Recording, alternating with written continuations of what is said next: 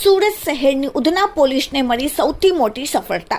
પબ્લિકના ચોરેલા ₹16,79,279 heavy Android મોટા mobile સાથે mobile ચોર ટોળકીને ઝડપી પાડી।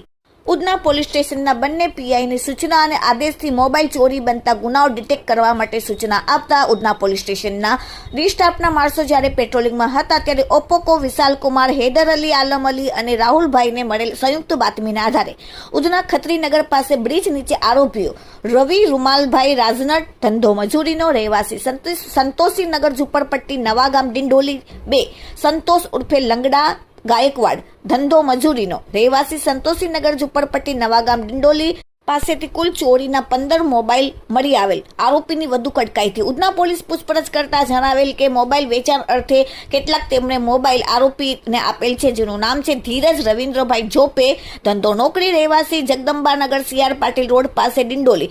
પોલીસે ત્યાં જઈને તેની ઘરની તપાસ કરતા કુલ 279 અલગ અલગ કંપનીના હેવી એન્ડ્રોઇડ મોબાઈલ પકડી પાડેલ અને મોબાઈલ ફોન વિશે પૂછપરછ કરતા જણાવેલ કે શહેરના અલગ અલગ વિસ્તારોમાંથી લોકોની વધુ પડતી ભીડ હોય ત્યાં લોકોને નજર ચૂકવી તેમના ખિસ્સામાંથી BRTS બસની મુસાફરી કરતા પેસેન્જરોની નજર ચૂકવી તેમની ભીડનો લાભ લઈ ચોરી કરેલ હોવાની હકીકત જણાવી।